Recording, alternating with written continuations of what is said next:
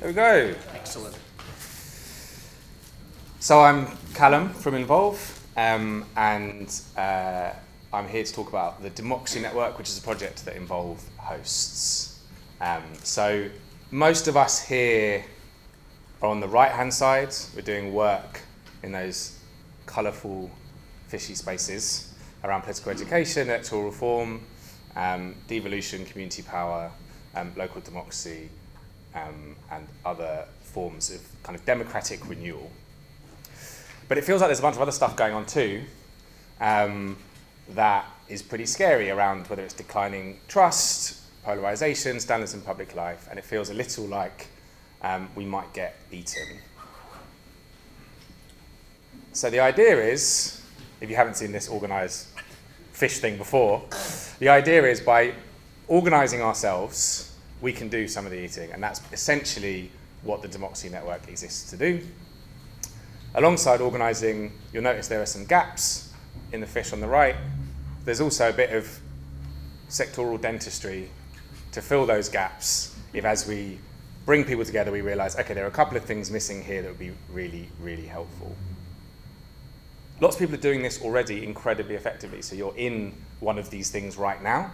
Notwestminster does it incredibly well in local democracy, but you've also got political education with the Politics Project, corruption, transparency, accountability spaces with the UK Anti-Corruption Coalition are two fantastic examples too. And so our aim is to kind of strengthen, widen and align that effort where possible so that we are greater than the sum of our parts.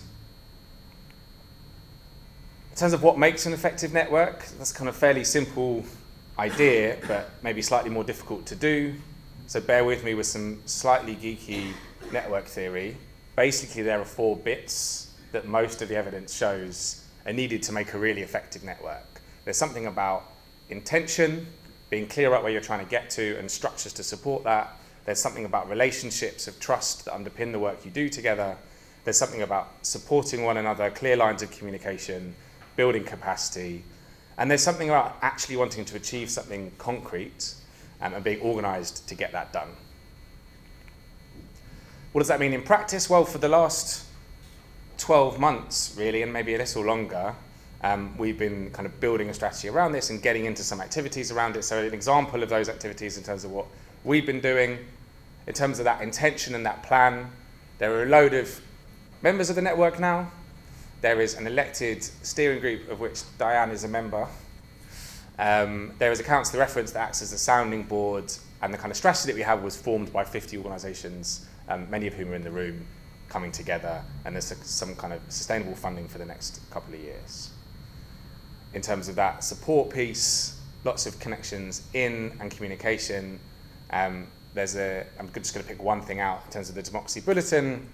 James here leads it. He's also from the Democracy Network, so you can bother him with any questions as well as me. But he does a job with a colleague, Max, to kind of trawl everyone's newsletters, all the information in the sector, pull it all together in one place on a fortnightly basis. And James only joined a couple of months ago, so watch this space, there'll be more. More relationship building and examples of spaces like this for people to connect and relate to one another. And we had a conference too in December with 90 people kind of coming together and forming more plans for what we're working on and what we do next, as well as building those relationships. Which leads to the action piece, which is a bit newer. We managed to kind of, getting enough people to sign a letter, get a door in on a couple of places like Gordon Brown's Constitutional Commission, but really this is a kind of growth space over the next 2-3 months with Amna, who joined at the same time as James, who's growing that piece of work too. So you'll hear a lot more about that hopefully in the next few months. So this is ultimately what the aim was that was put together by everyone. Together we're building a democracy where people have more influence over decisions that matter, that affect our lives, more power and resources to improve our communities, and more ability to elect and hold our politicians and governments to account. I guess I was going to conclude with that feels a little abstract. And when I was doing these slides, I thought, how do I make it as unabstract as possible? This is where I live. That's my block of flats on the right. Democracy is local. And before this slide, it felt like I was talking about something slightly disconnected. So to connect it as closely as possible, that's where I live. I live on the 2nd floor with my wife and dog. At the minute, there are a bunch of different things going on in the estate. So there's a community garden that's kind of happened slightly informally, and the council are aware of it, they're okay with it, but there's no proactive support. There's a football pitch which seems to be opened at entirely random times. When it's opened, it's fantastic, but sometimes on a Saturday it won't be open, and we don't know why. There had been a leak in my flat for 6 weeks that was fixed the day after doing these slides, so I might not have included that had I known it was going to be fixed. But this was a therapeutic exercise in saying that it had been 6 weeks at the time. I was very annoyed about it, as you can tell. And there's also a community meeting room in the block that we can't get into, so it's great that it's there. But the TRA that used to exist has the key, and she's not well, the chair, and so we can't get in. But there's kind of desire to do that. You know, the pitch is being used, and there is this community garden. So I'm not saying it's all bad. But ideally, if we're effective, then not only in my area, but in anyone's locality, you'll see some of these things start to shift. And this is, you know, the tangible reality of what it means for people in their lives. So, you know, if a community organisation does pop up and start to use a space and turn it into a community garden, it should be actively supported, given a lease, supported to set up in a way that lands with its values. There is no reason why you couldn't have a forum for kids in the area to figure out when and when not to open the pitch. I'd be happy for them to ring my bell and have 4 others in the block have a key. It would be very easy to do. Clear communication channels with the council. It's important to mention resources in these conversations, and their budget has been cut to half in terms of engaging on repairs. But also there are a couple of retired plumbers in the block, and I'm pretty sure that it would have taken them less than 6 weeks had there been a way for them to kind of get involved and help some of their neighbours. It's worth saying with that leak that the flat above me had no electricity in January for 5 days. There was no lights after like 4:30 p.m.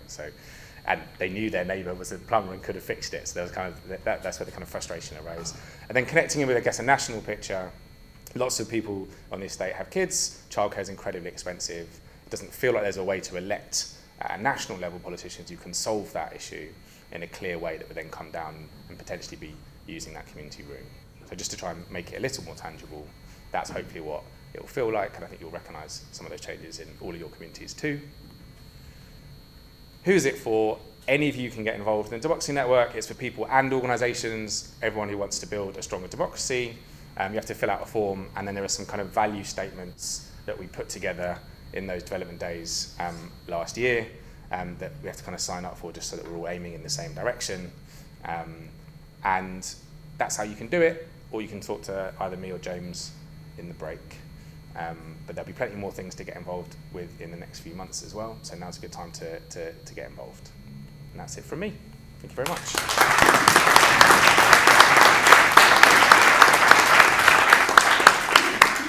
Brilliant, thank you.